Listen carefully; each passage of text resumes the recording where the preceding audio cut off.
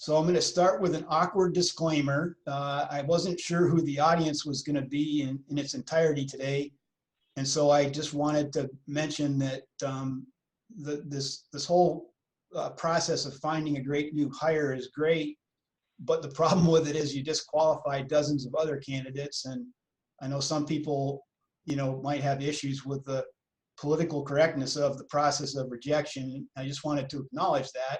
I'm not apologizing for anything that we do as part of this process, but I'm here to offer you new perspectives. I'm not trying to get you to do things my way, and if you don't want to do things my way, I think that's fine. So, Aaron, if you could advance, please.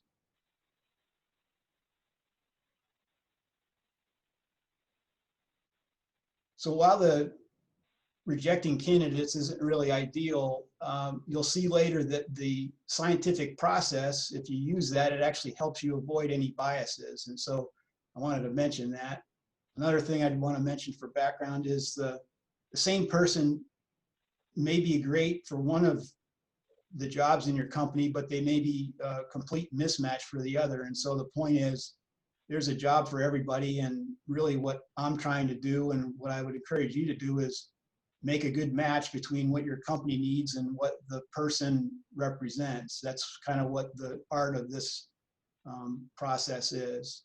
One thing I can say for sure, and Brad would chime in, I'm sure, since we work together, but as our organization has grown, diversity in all its forms and all of our team members is a great thing. It's great that we have people from varied backgrounds, and so any political incorrectness that might come from this process, I think is outdone by that. Thanks, Aaron. So this presentation was adopted from one that I did for a group of developmental business leaders. And the format for that was live participation, not virtual. I wish this would be able to be virtual because, I wish it would be able to be live participation because I think it's a better presentation that way. I know when I did it for them, I incorporated a lot of audience participation, and that seemed to make things more interactive. And of course, with this format, you really can't do that as much. An overarching point that I was trying to make with them was not, what I wanted to show them was that my hiring process was really just a scientific experiment, and it utilized the scientific method. And if I was able to prove that to them, then my bigger point was to tell them that all of the things that they should do, they should try to reduce to science. And so I'm not making as big a point over the scientific method today as I did with them, but I will mention it today, and that's just a little background as to why that's so important in there. Thanks, Aaron. So a little bit about me. I'm actually not a human resources person, and when I know I need it, I seek out HR legal advice from the professionals. I'm really more of an operations focused person. What I think I bring more than anything else is I create and maintain processes that make things run smoothly. My nature is when I see problems, I just incline to try to fix them. Okay. Another important point is the process that I'm going to describe today is the process that we do at my company because it matches the culture of our company. Your company's culture might be different, and so for that reason alone, you would want to create your own process. But all I'm trying to do today is give you some ideas on what we do, and you can decide if those things match your culture or if they don't. So, for example, if your company is really big on individual accountability, I would think that you'd want to have a more harsh, critical atmosphere during interviewing, because that's really the atmosphere that the new employee would be working in. And so really what you're trying to do with interviewing is you're trying to put the person in the atmosphere that they're going to be in, and then judge them on how they would behave in that atmosphere. You wouldn't want to make them, you wouldn't want to make the process real easygoing and then have them come into a culture where, you know, accountability was so strong. So the point is, just like if you were hiring somebody that their job was to lift things all day long, you'd want to have them lift as part of the interviewing process to prove that they could, and you're allowed to do that. So the point is, you know, you'd want to try to match you want your interviewing process to, at least in some ways, represent what the work would be like, so that the person knows what they're getting into, and you know how they would behave in that process. Okay, Aaron. So take a minute, if you would, and think about your company's hiring process. I ask you to do this because when I tell you what ours is, I want you to be able to compare, and I want you to think about what is different about what I do, because I think that would be most meaningful for you. So what processes does your company implement? How many steps are there in your process? How many distinct meetings? How many different days? How many different interviews do you have with an individual candidate? Are multiple coworkers part of the vetting process? Are all your company's most dynamic individuals involved? Okay. So if you would, I know you don't, I know you don't know my process, but I want you to just kind of guess based on thinking about what your own company does, but guess how many steps you anticipate that I'll have in my current process. Just write it down on the side of a sheet of paper if you would. And then separately, how many meeting days, how many separate interviews do you think that we'll have in our current process? Okay. So what are the effects of a bad hire? The reason that having such a process that is effective is that parting with people is filled with legal bureaucracy, as we all know, and certainly bad public relations. We all live most of us live in a small town, and I used to make the joke that whenever we had to let somebody go, I'd always hate going to Walmart because I'd always run into them. And so you want to try to make sure that you're not hiring somebody if they're not going to be long lasting. The other part of it is, in order to show somebody that it's not a match, you have to let them have a bunch of time where they aren't being effective, and it just extends the time that is needed to ultimately find the replacement. So it's another subpar part. Obviously, when you have somebody on your team that isn't matching the performance of the other team members that you have, it's not good for company morale. And imagine that if this was a more interactive process, I imagine there'd be some horror stories that many of you would have that you could share. And so the point is, go ahead, Aaron. So why wouldn't you want to establish a process designed to optimize hiring success, Aaron? So what is the objective of a hiring process? I would say it's to identify one candidate that's most likely to succeed. Usually there are multiple candidates, and so there's I can't see the forest for the trees issue that you have to deal with. And I'll show you in my process how we work through that. Most likely to succeed means that you need to vet people against each other and determine which one you think would be a better fit for your circumstance. If the experimentation process for one candidate was different from that of another, how would you be able to trust the results? My process is pretty consistent with one to the other, so that we can, in fact, judge one against the other a little bit better. And then I'll show you how some initial experimentation can help develop a prioritized ranking of the candidates. Okay. So a little bit about scientific method. I'm just going to stop talking now and let you read through these slides. Aaron will progress them, but I just want to give you a little bit of a reminder of what the scientific method is and why it would be beneficial in this process.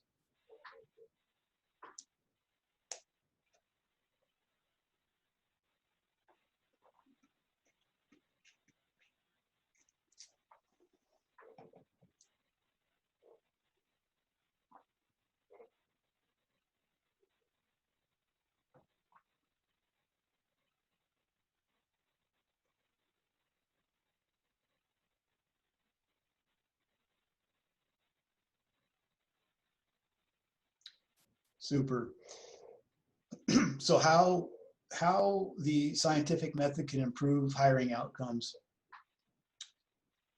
A dedication to science means never winging it. So whenever scientists start to conduct their experiments, the last thing they want to do is just start doing things at random.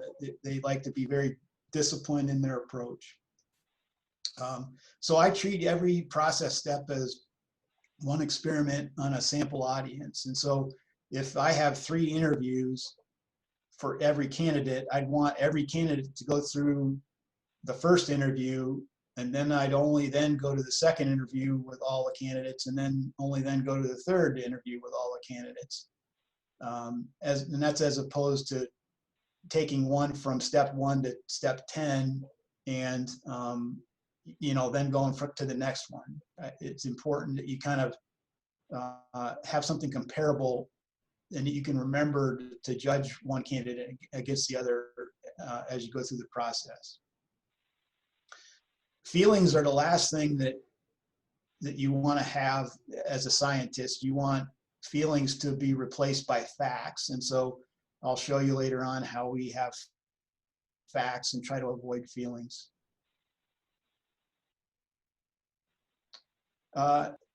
The second to last bullet there is one I wanted to touch on a little bit. It's very easy to fall in love with a certain candidate's resume. Certain people have a great skill at writing resumes, and maybe they're a good writer. And it's easy to fall in love with that, especially when you have other people involved in the process. It's also easy to really find appeal in a smooth talking candidate, and you just have to really, if you don't have things that will help you make good decisions, you'll fall in love and not make good decisions. And so I'll show you how we do that where I work. The last thing on there is, just like any scientific process, anytime you have a failing, if you hire somebody that doesn't work out, always circle back and figure out what went wrong and what you can do different in order to improve the process. Aaron? So if there's any manufacturing people in the audience, you'll recognize a lot of these terms. I won't spend a lot of time on this slide, but this is how science is involved in business every day. So failure analysis, when something goes wrong, figure out why it went wrong. Root cause is simply what is the number one thing that happened that caused the failure. And then corrective action, based on what the failure was, what can we do differently going forward, and so we won't see that again. Aaron? The best, and so this is clearly a manufacturing reference, but the best operating companies stop production when they experience a problem resulting in bad product. And Aaron, you can advance. So while stopping production is not ideal, it's much better than continuing to produce bad products. The time that you spend in stopping the production and figuring out the problem and solving the problem has way less negative repercussions than continuing to produce the bad product. Aaron? Okay, break for questions.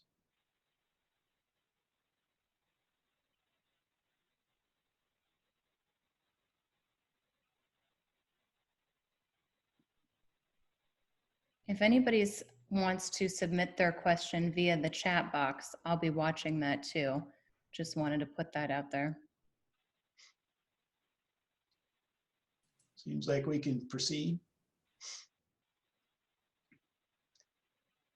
Okay, so a minute ago, I asked you to just kind of guess, which is kind of a wild thing to do, but I wanted you to think about your own company's processes and then be able to, when I tell you what my answers are, I wanted you to have a certain feeling one way or the other. So how many steps do you think I'll have in my process? Aaron? I have 10 steps. Next question is, how many meetings do you think we'll have with individual candidates? Aaron? We have no less than 3 individual interviews with every candidate. That means that they get in their car and come to our office on 3 different days. And that's really important because every time that you see somebody from on a different day, they have a different part of their day has happened to them. And so the more times you see them, the more often you have the chance of catching that if you only see them one time, the point is they can kind of fool you more. But if you see them 3 times, it's way less likely that they can fool you because they're a good actor. Aaron? So I didn't ask this of you before, but I wanted to tell you how many hours that I spend. So I don't, if I interview somebody on the first interview and they clearly aren't going to be a good candidate, I don't interview them the second and third time. But if I do interview somebody all the way through, I will go ahead and advance it, Aaron. I spend more than 5.5 hours per candidate on the successful candidate. And so that means I spend some amount of hours, a little bit less than that, on all the candidates. And I just imagine that's probably more than you would have thought. So on the successful candidate, the last step in our process is to have other people involved in. So I'm back on computer. Okay, here are the steps in the process. So the first one is design a captivating job advertisement. I use that dramatic word choice because how you advertise a job, if you advertise a common job, you're going to get common responses. And so it has to be captivating. We'll take a look at what that means later. The second step is to advertise a job in appropriate mediums. Today, online is a great way to do it, particularly if you're going to have a detailed job advertisement. The old days where you put it in the newspaper, you obviously can't have a really long job advertisement because it's very expensive for that. The third step, very important, using referral networks to boost penetration of the ad. What I mean by that is trade organizations, professional organizations.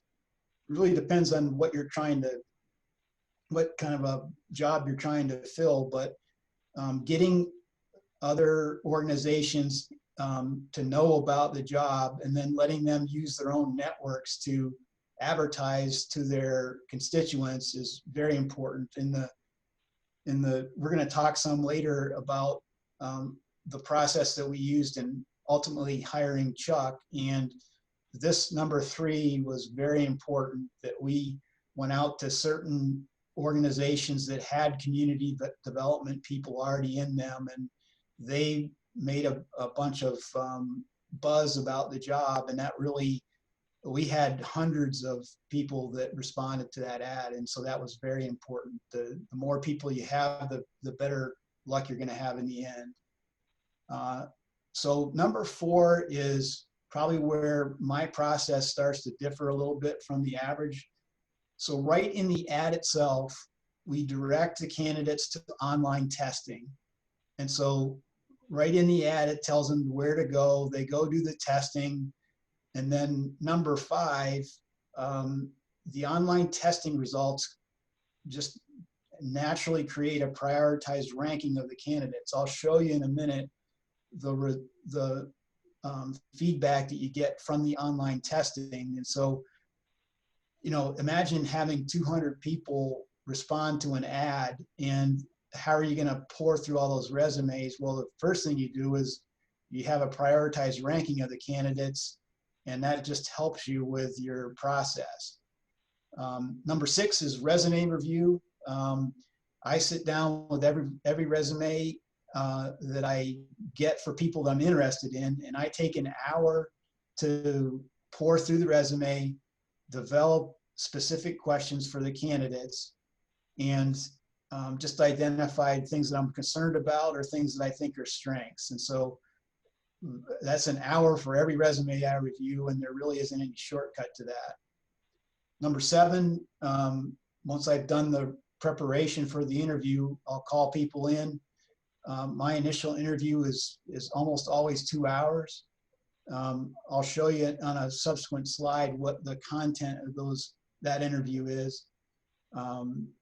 And so number 8, after I've done initial interviews with all the candidates that I'm interested in, I don't always do reference checks, and there's some shortcomings to reference checks, but I also have gotten some really good feedback, and both good and bad. And so whenever you can, you use reference checks. It's a good process to use. Then I have people come in for a second interview. This is also only with me. It's an hour and a half for each person generally. And after the end of all the interviews, I always re-rank people, because I interview everybody the second time, one after another. And then I remember all that and compare people against each other. The third interview that we have is 1 hour spent with me, and then we get the group involved, and I'll have a subsequent slide that details that and more later. Aaron? So I'll try to whip through this pretty quickly. So here are just some beliefs and methods that I use in the current process. So I already hit on this: consistency of process steps from each candidate. I don't do a step different from one to the other. And so Aaron, if you can go to the multiple steps one, please. So multiple steps, I've already a little bit talked about it, but it's really super important that you see people multiple times. Make them get in their car, drive to your office. The more often you see them on different days, the more likely that they are not going to be able to fool you, because they just can't put up the foolery, over multiple days. It's a trick of the trade. It works really well. You'd be surprised. The first time you see somebody, they'll be dressed in their best. The second time you see them, they'll be dressed a little bit worse. And the third time you see them, they'll be dressed in their jeans. And I'm not suggesting anything by that, but it's all data. What we're looking for in this process is as much data as we can possibly get to make the best decision. Aaron? This is important. Every hire that you have the opportunity to make, if you could hire somebody that's high potential, you'd not only fill the role that you have, but you'd also have somebody available in the future that might be able to do something better than what you're shooting for. This is a very important thing.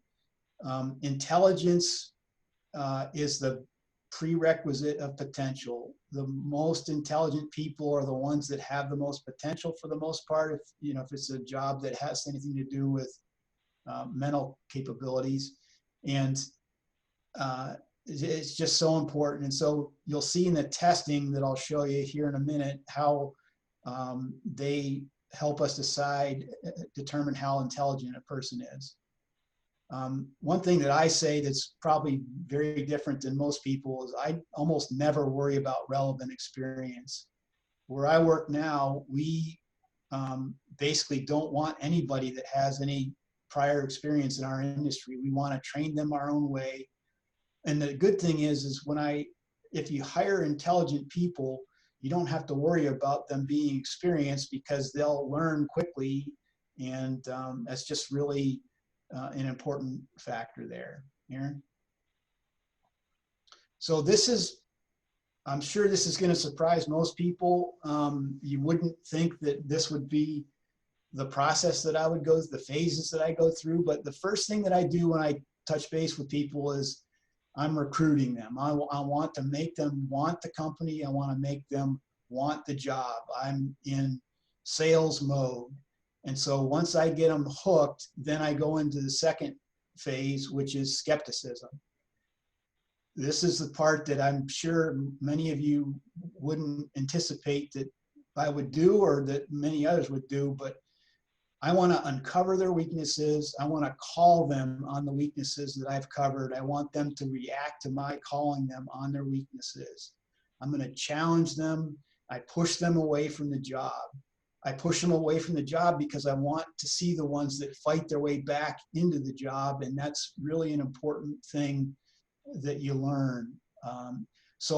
But then I have to go back to the third phase, which is back to recruiting and attracting. So I go from one thing to the other, good cop, bad cop, good cop, in order to get them to be excited about the job again. Once I've determined that they're suitable after I've been skeptical about them, then I've got to get them back excited about the job again. And so I'm sure that's probably surprising to many of you, and I just wanted to emphasize that. Aaron?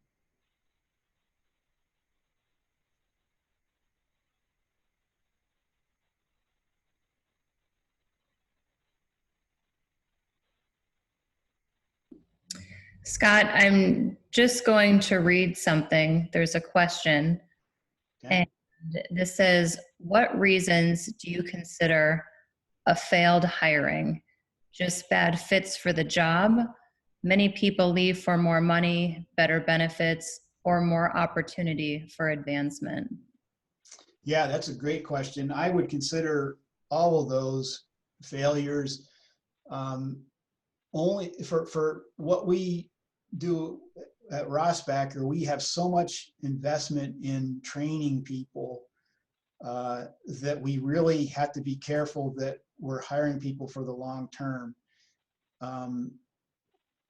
And so I, of course, have had multiple jobs. Probably everybody here has had multiple jobs. And so it's kind of the nature of the beast. But really, I would consider, depending on the amount of time, I suppose, if somebody was there for 10 years and we had good service out of it, I wouldn't probably consider it much of a failure. But Aaron, do you want to read that again, Aaron, real quick, and make sure I've hit on all aspects of that? Sorry, the quote of 2020, you're on mute. What reasons do you consider a failed hiring? Just bad fits for the job? Many people leave for more money, better benefits, or more opportunity for advancement? Yeah, and that's all true. So I guess it's hard to answer that, but the point I guess I wanted to make is if you're a company like we are, where we're going to train people and invest so much, like for example, our folks have to get licensed, and that's a month-long process, and we pay for all that. And so, but really then what we always say is it takes them a year after they're licensed to get up to speed in what we do. And so then if somebody quits after the 13th month, that's like that'd be the worst thing for us, because we have to go start the 12-month process again. So I guess it's different for every company, but probably the reason why we're so particular where I work is because of that investment we have to make. And then Scott, there's another question. It says, do candidates often balk at your process? Surprisingly, they do not. I don't know why they don't, but if they did, it would just be an indication that they wouldn't be a good fit for our culture. And so I wouldn't really mind it. And so I guess it is funny that they don't. I'll tell you some things in a little bit that I didn't realize. I'm reading Chuck's comment here, and I've lost my train of thought. So good job there, Chuck.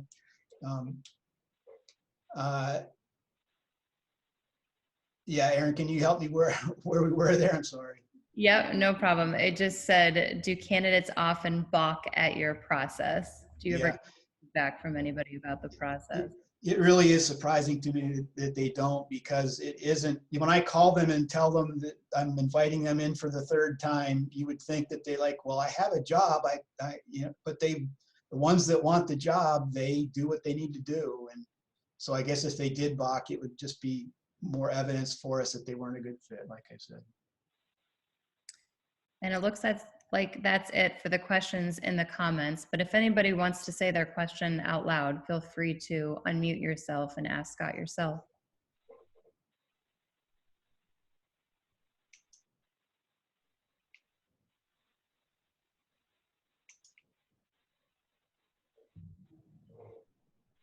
Okay, should I move on? Sure thing. Thanks, Aaron. So again, here are the steps. I'm not going to go through these again, but I just wanted you to remember what they are. We're going to talk about specific ones here in more detail, and that's why I'm starting with this slide. Go ahead, Aaron. So design a captivating job advertisement. I mentioned earlier, this is huge.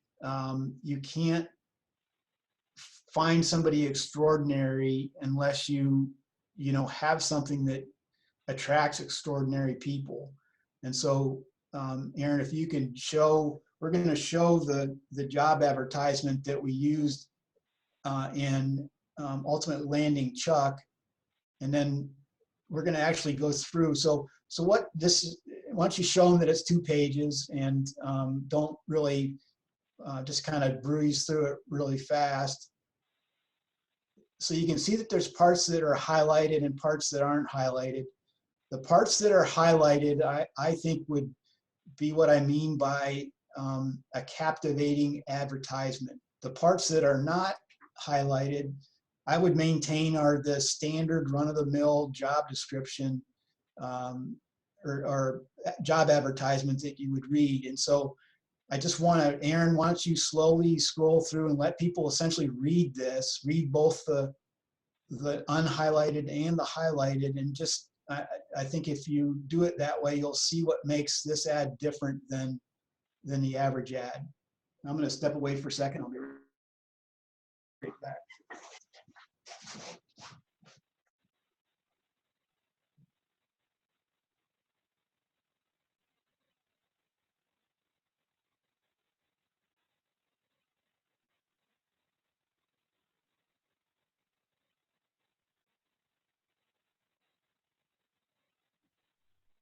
I'm going too fast. Feel free to yell or take screenshots.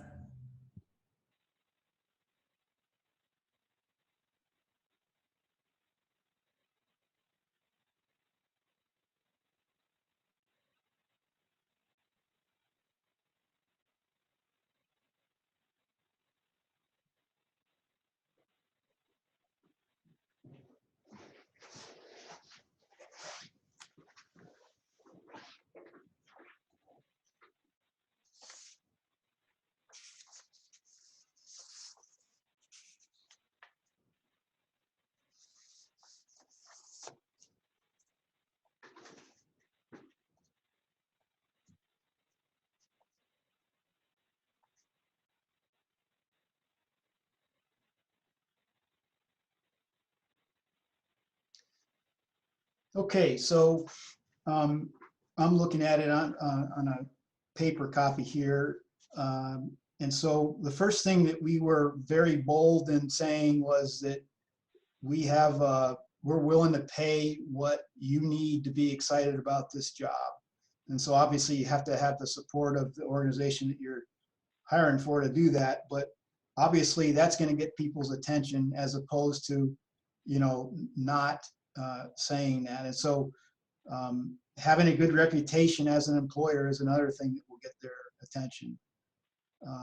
The second thing we said there, if you can scroll to the second part real quick, Aaron, the second yellow part, we talk about, so that effective execution in this position. So we basically say, hey, if you come in and do this job well, you'll make such a name for yourself that you'll have a lot of other opportunities later. And so what person that doesn't want to mature in a job would not be excited about that part of it. So then we talk about impact Corey and how we're reorganized and what the role of the organization is. We talk about the money that we have in economic development budgets, which really is uncommon. And so the point is we just throw things out there that are going to attract the right people. And, you know, instead of just the parts of the typical job ad that would be the not highlighted parts. So we have Chuck here. If we can cue her up, I just want to ask her a couple questions. So Chuck, Ready to go. I remember when we talked in our interviews, but give us a couple of examples of what really spoke to you about this job. And I remember at one point you said, "This is my dream role." And so that was I had a couple people tell me that during the interview. And so tell us more, Chuck, just a little bit more color on what you meant by some of those things. I had my own business. I was a consultant doing this type of work for groups. And I had worked my way up to doing multi-county efforts, like revamping the health sector in 2 counties at once. But nothing was a holistic movement that you could make in one community. You could see your progress. And I remember, Scott, you interviewing me and saying, what does the future look like? Like, what would you see as success? And I thought, sitting on my porch and seeing that other people are carrying the torch. And this ad said to me, it used the language of my work. It showed that there was passion about it rather than just dull facts. And it showed me that I had the potential to move and work with a whole community to make huge progress, rather than I can do a little over here on this edge and a little over here, and we never know if they're going to come together. And also it was a big chance to fail tremendously. Yeah, and so like I said, when you take this ad and then you show it to all the trade organizations and the professional organizations, and they feel the same way Chuck did, and so then they send it through all their ranks, we really ended up with, like I said, hundreds of candidates for this. That was just unbelievable. We also had local candidates that were really good, and it was just really, the buzz around this was something like I've not really ever seen. And so it's an extreme example for sure. Not every manufacturing company is going to be able to come up with a job ad like this for a manufacturing job. But the point is, I guess I'm just trying to make my point by exaggerating here a little bit, that the more exciting you can get people about the job, the better chances you are going to be to succeed. So Aaron, you can go back to the slide presentation, please. Can I add one thing? I Sure. do think it could work even for the most mundane of jobs, because it told me that there were thinking people behind it who were going to value me, rather than just a process I was going to fit into.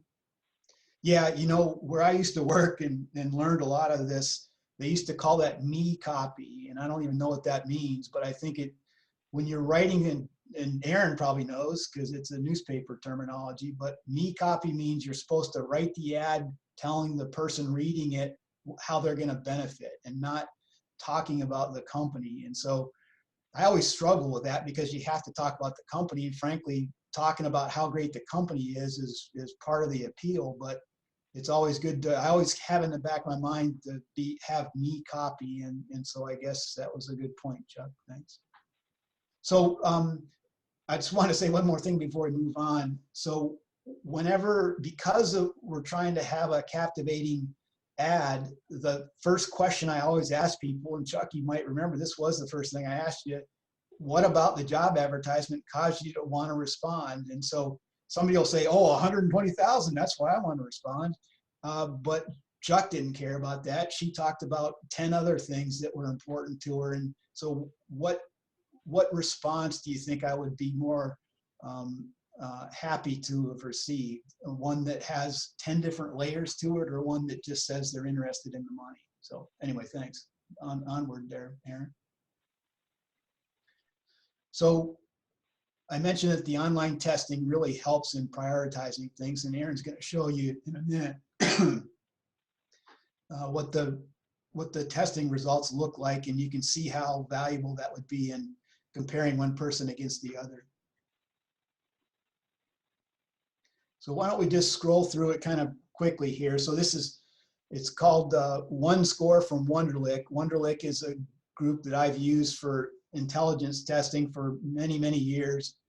And so the overall score is a 1 score, and this person here got a 55 overall. And so the 1 score is a combination of 3 different scores. It's cognitive ability, and this person got a 40 on cognitive. Motivation is the second category that they judge people on, and this person got a 66. So he's doing better in motivation than he was in cognitive. And then look at personality. This person's personality match is a good one for the job, 89 compared to the other lower scores. And so keep scrolling through there if you would, Aaron. So now here's cognitive, a little bit more detail on cognitive. I'll spend a little bit of time on this and let you kind of read it, but it just talks about, and show the bell curve, I guess, Aaron, if you would. So this person, like it says here, scored better than only 39% of the typical applicant pool for this job. So really, it's on the wrong side of the bell curve from a cognitive standpoint. Motivation, you can read the individual categories that they measure here. This person got a 76 in enterprising. You can read that briefly to yourself.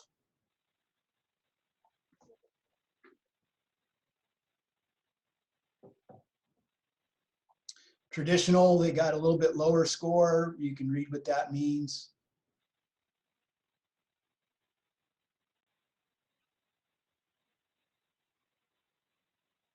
Okay.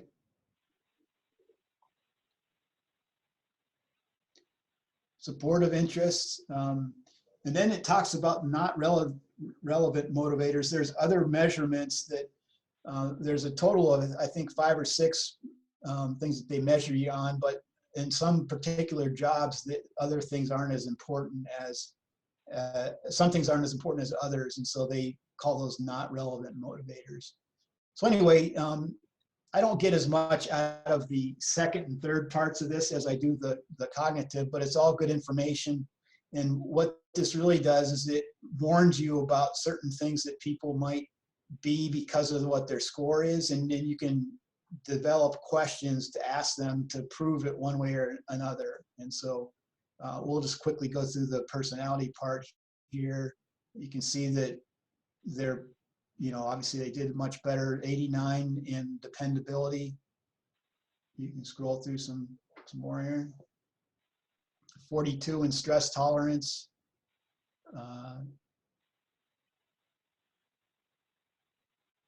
Cooperation, they're very helpful, 100. So obviously this person is not difficult to get along with. They're very helpful.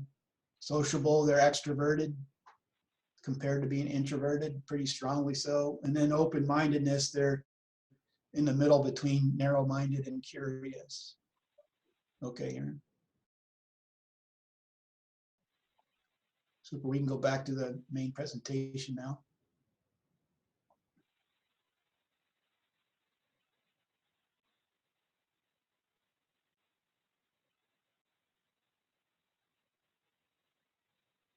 So resume review is the next part of the process I wanted to give a little bit more details on. When I'm looking at a resume, I'm looking for technical proficiency. I want to find out how much time they have at each job. I the first thing I do is calculate the number of years that they are at every job. And if I see a pattern of 2 years here, 2 years there, 2 years here, 2 years there, obviously that's something that I'm going to be concerned about and want to ask some more questions. I look for gaps in employment. If there's a working mother type situation, then that's an explainable gap, but I always want to ask them why there are gaps and understand that better. Writing skills is huge. However, if people have typos in their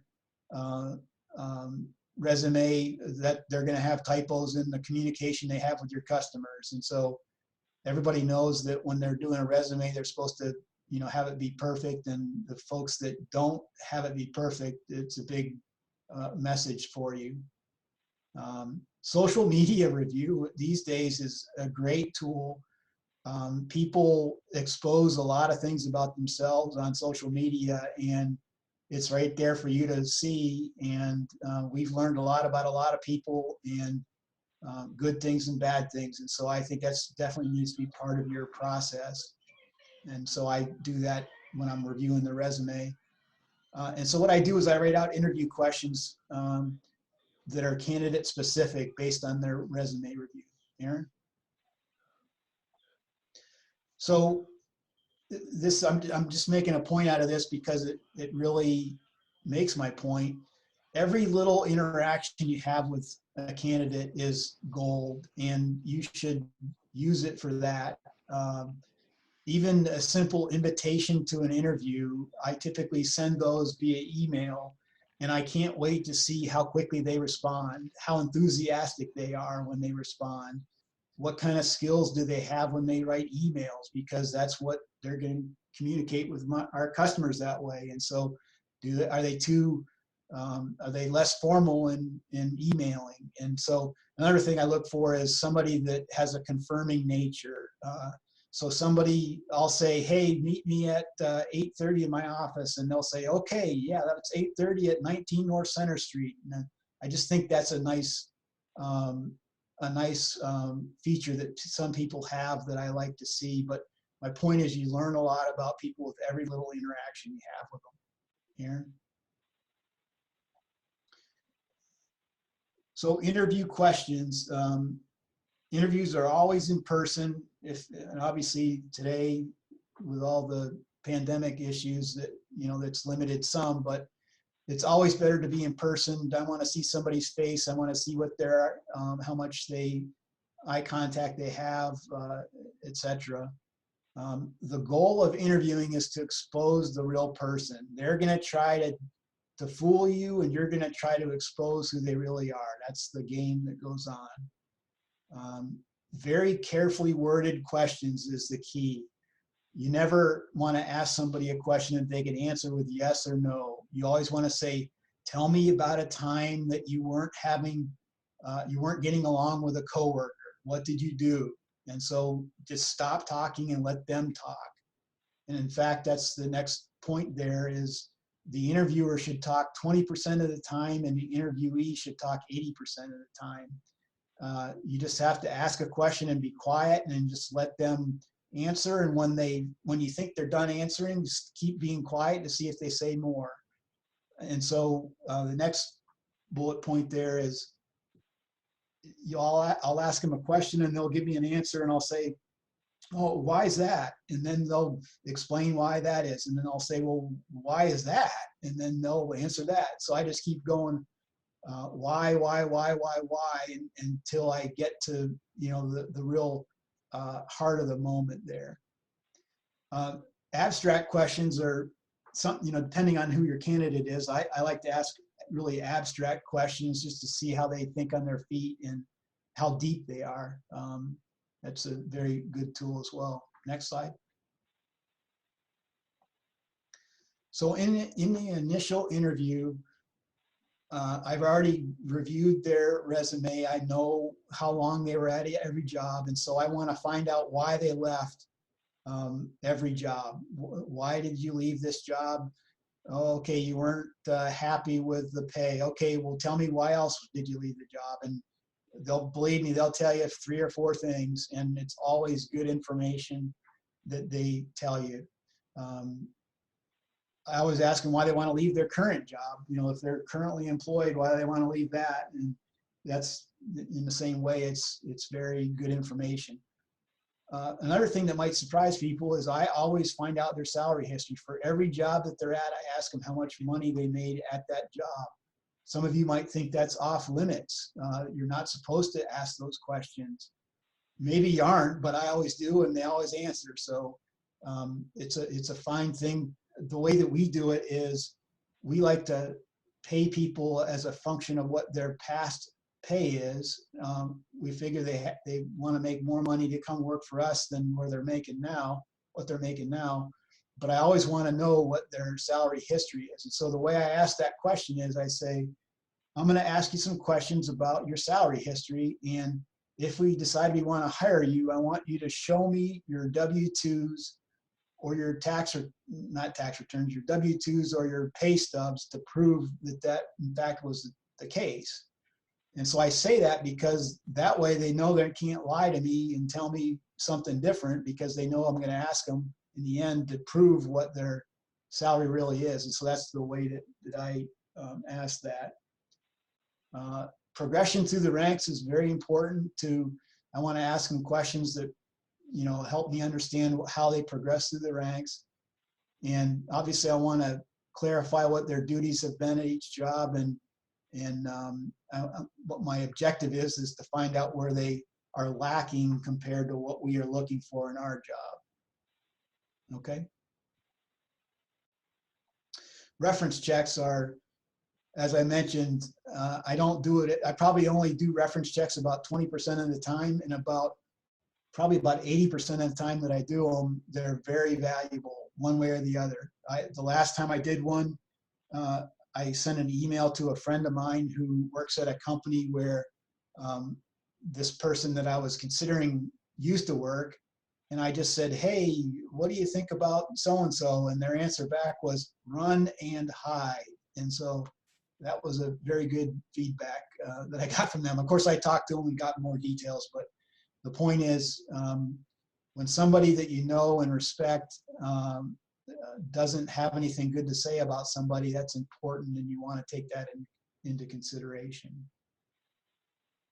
I almost never would reach out to the people that the candidate provides as a reference. Instead, I would always find my own references. You know, why wouldn't they put their former boss as a reference? And so if I know their former boss, I'm going to talk to their former boss and, you know, find out what I can find out. Obviously, you can do web searches and so forth to find other sources for references. Next. In the second interview, of course, any reference checking would have been done before that, so I might have some questions that I developed from my reference checking. But the second interview is a little bit different. I'm not asking them about their past. I want them to tell me how they're going to be successful with us. And so some sample questions I would ask in the second interview would be, so what are the ways you would address our manufacturing yield issues? What steps would you take to improve our morale? So I ask them a question like that, and I let them answer, and they don't know what it's like in my company, but if they've solved yield problems at their old company, they're going to tell me how they did that. And so I just want to let them prove to me that they can give me the details that make me feel comfortable that they know what they're talking about, and they're not just telling me what they think I want to hear. And so putting substance to it is what I'm really after in the second interview. Another thing I always do, and this is gold as well, I always ask them to tell me how they prepared for the interview and what research they did on the company. And so half of them say, what are you talking about? I didn't do any research on the company.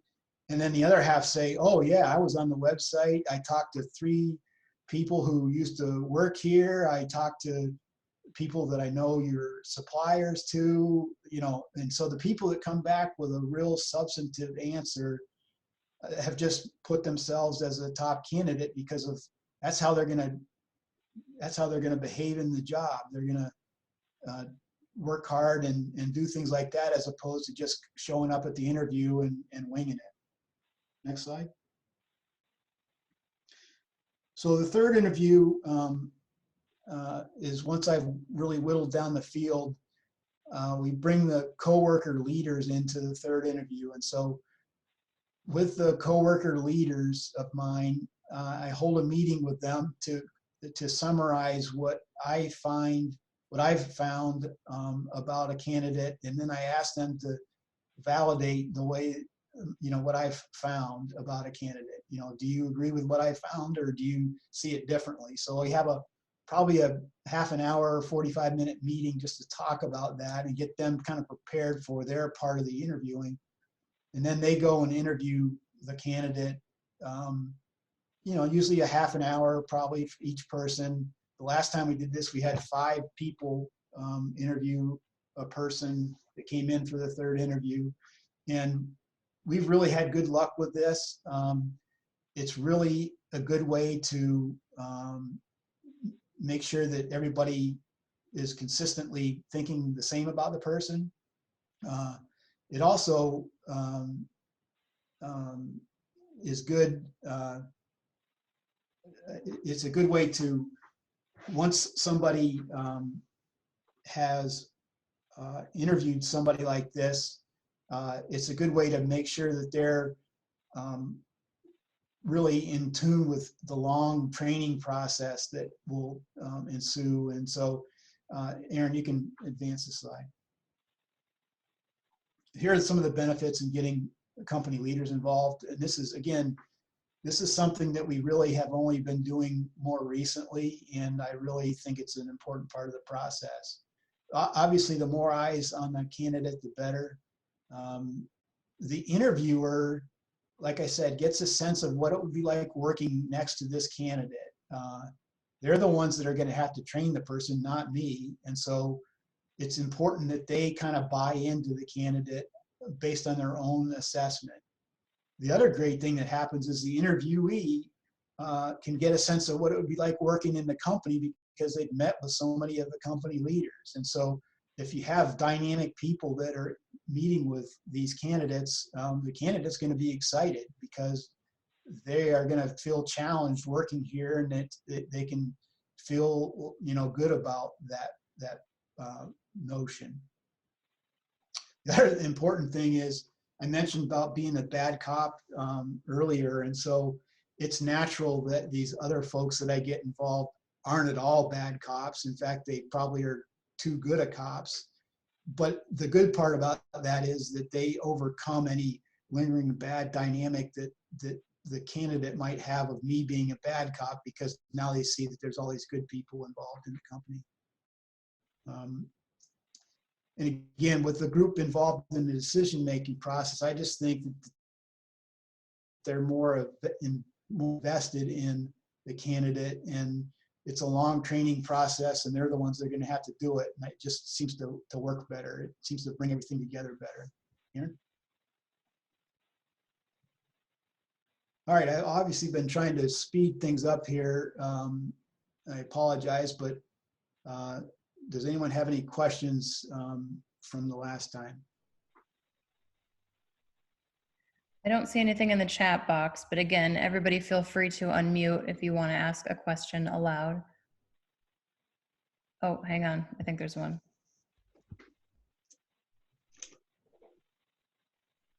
My husband was wondering, what website do you advertise on? It depends on what the job is. ZipRecruiter is one that I've used for Rossbacker, and it's also one that we used in recruiting for Chuck. It works pretty well. The one thing about advertising on websites is you get people from all over the world, and of course, if you're not wanting to pay relocation, then that doesn't really work as well. But also, like with Chuck, for example, there were some websites that were associated with her trade organization. And so we ended up probably on 3 or 4 different websites, but the ZipRecruiter one was the one that was the most responses were from. And I'm sure you've all probably heard of ZipRecruiter before. Scott, I have a message that's come in the box, and it says, has any candidate you hired ever surprised you with how good they are? Yeah, I think I understand the nature of the question. We are positively surprised a lot.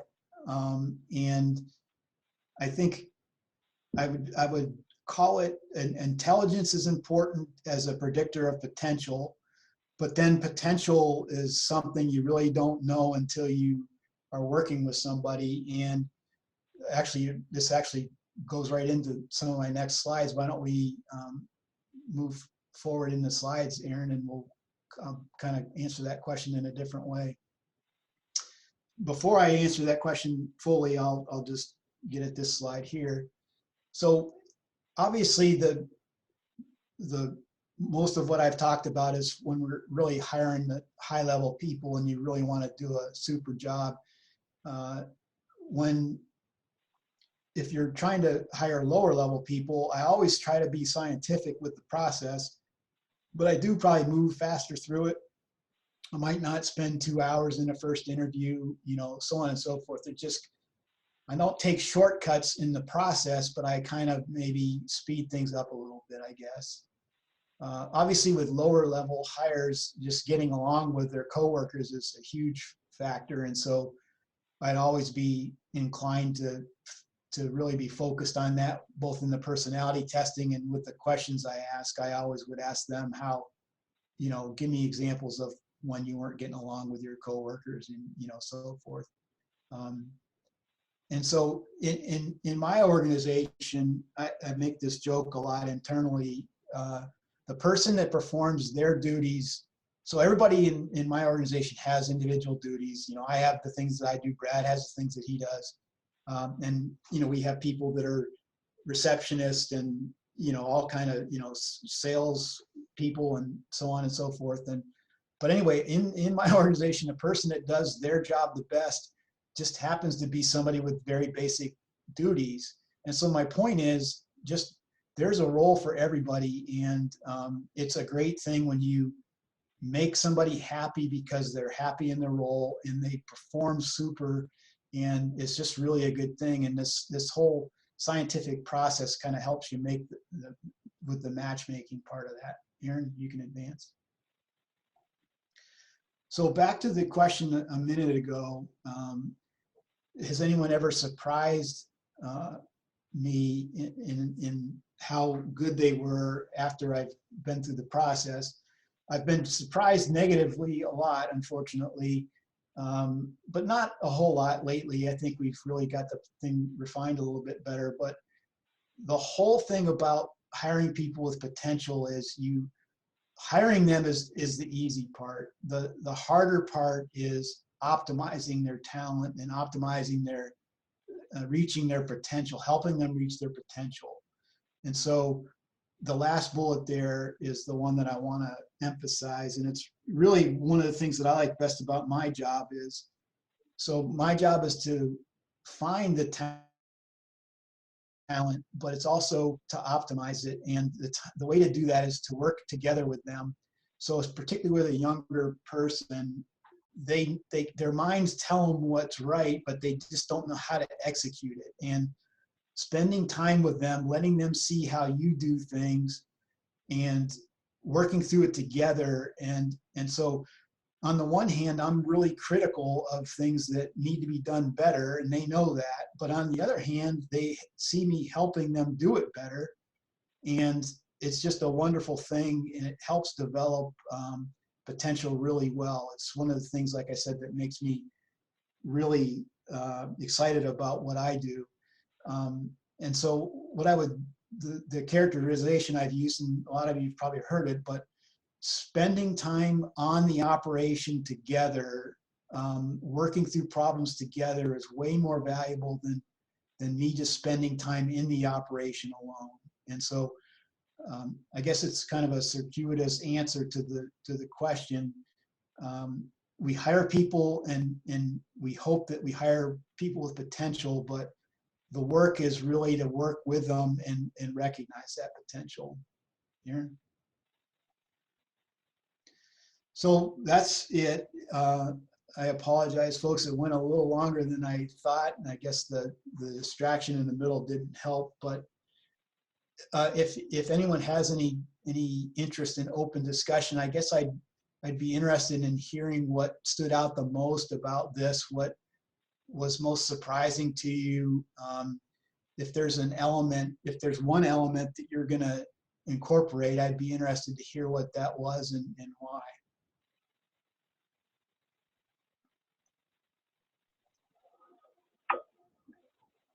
Hey, Scott. I had a question in regards to, like, is there like a scientific method to matching up the person, like what skill set you're looking for the job, matching that up? Yeah, actually, Jason, if you notice, I guess, Aaron, if you could go back to the testing results, I'll point out to Jason one way that we do that.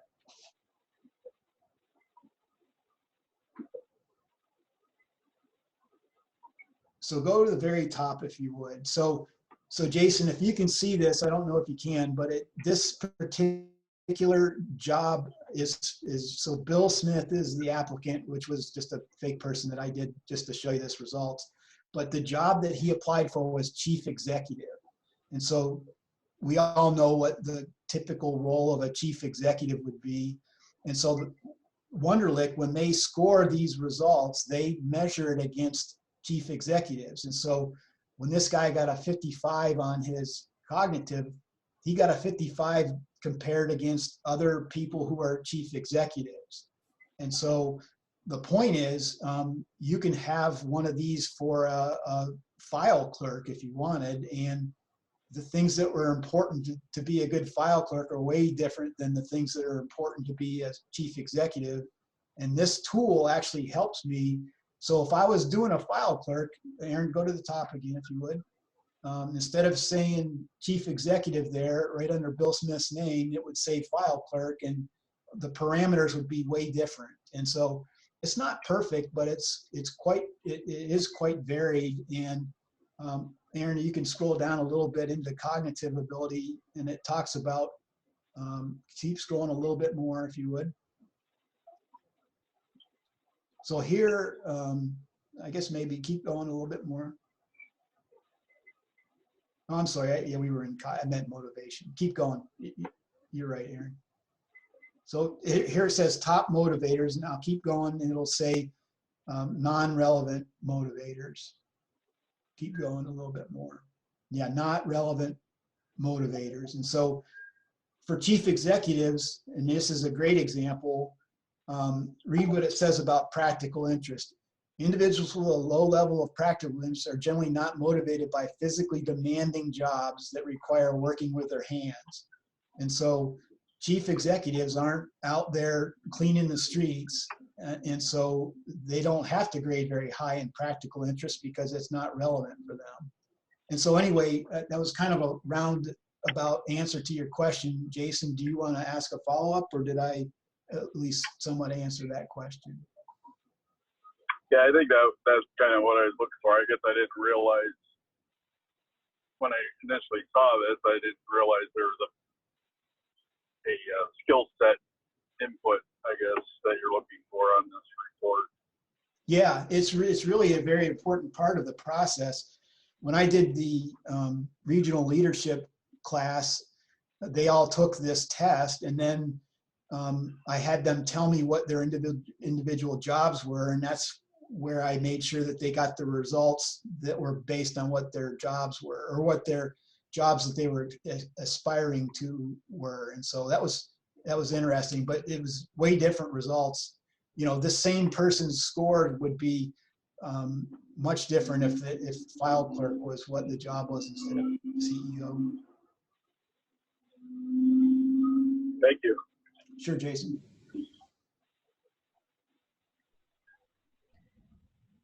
Scott, there is a question that just came in from the chat box. The question is, do you find Wonderlic a good tool for lower level positions? Absolutely. I'll answer that in a little bit of an indirect way. I always want to know what the Wonderlic is, particularly what the cognitive score is. But there are legitimately important jobs that I don't want to have somebody that's super smart in. I want somebody that either cares about customers or that they just want to do the same thing over and over and over and over again, and that's what makes them happy. So I always want to know. I don't always make it an important factor in people's hiring process, but generally, if I have a couple of candidates that I like the same and one has a higher Wonderlic cognitive than the other, I would probably incline towards the higher one. And I'd be happy to answer that further if someone had more questions there.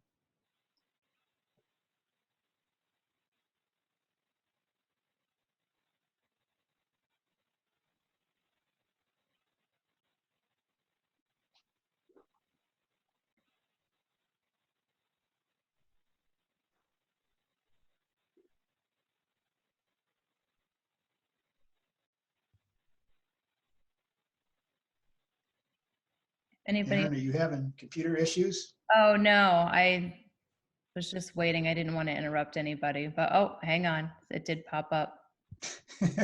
Sorry. Oh, okay. Oh, this is a comment from Brad.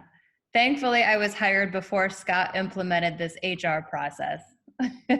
That's what everybody says. Brad wouldn't have made the cut, would you, Brad? I'm just kidding. Chuck, I don't know how I made it.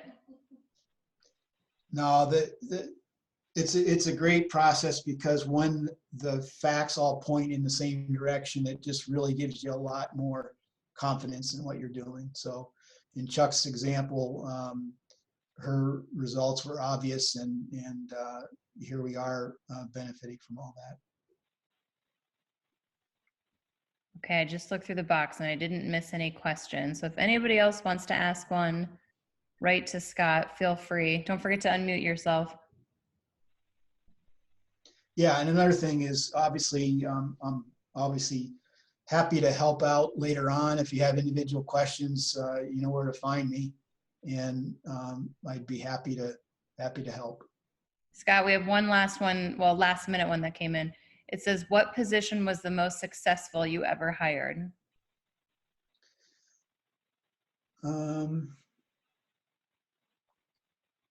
I guess I would have to say Chuck's position, frankly, because it was such a unique situation. I wasn't involved with Impact Corey. I had to come in and really take a group of people. So at Rossbacker, you know, I just do my thing, and I bring people involved in it at the appropriate time, and then we make a group decision. But with Impact Corey, I had to sell everybody on the process. I had to sell them on what they were looking for, because there were so many people that were going to be making the decision. We had to agree in advance what we were looking for, so that when we found somebody that met that, we knew it was a good candidate. And it was just a lot more challenging from the standpoint of being a group. And it was a group that I didn't have any particular, you know, they didn't really know me and didn't know of the process. And so then when we had so many candidates, I'd never been part of anything quite like that. And it was, you know, it's nonprofit, and I'd never done anything with nonprofit before. So maybe your question was a different one, but that was the one that was most rewarding for me, for sure. And I've had I hired people in India one time. That was kind of fun and different, but and I guess rewarding. Of course, I don't work there anymore, so it's not as rewarding as I think about it now, but maybe that has something to do with it. But, you know, I'll tell you, one of the things that I really benefit from too is, even when you have somebody that is not being successful in one job in your company, but you're able to match them up to a different job in the company, and they really shine. And the story I told you a minute ago about the person that does their job better than anybody else at our company had failed in other jobs in our company. And now she's the best at her job in the role that she's in now. And so that's very rewarding as well. And a big part of the reward, Scott, is that you said you weren't involved in Impact Corey, and now you're our secretary treasurer. Yeah. Yeah, I sucked right in for sure. Yay!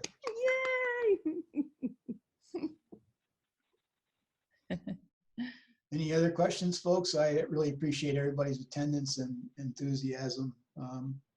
Like I said, I'm happy to help out as I can in the future as well. Just let me know.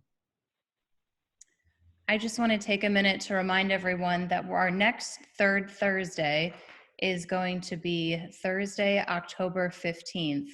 And again, it's going to be at 6 p.m. via Zoom. Information about the guest speaker and the topic will be distributed shortly. So hopefully everybody can join us in another month for that. So if there's no last minute questions, thank you, Scott, for participating. Fantastic presentation. And everybody have a great evening. Thank you. See you guys. Thank you.